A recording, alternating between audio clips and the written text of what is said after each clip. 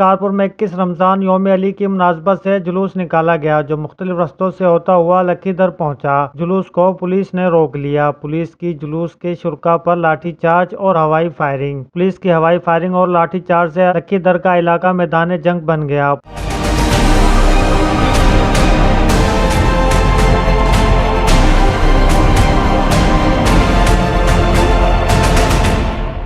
Police نے 70 سے زیادہ عزاداروں کو گرفتار کر لیا۔ پولیس نے لاٹھی چارج اور ہوائی فائرنگ کر کے جلوس کے شرکاء کو منتشر کرنے کی کوشش کی۔ گرفتاریوں کے خلاف عزاداروں کا لکی در تھانے کے باہر دھرنا اور عزاداری۔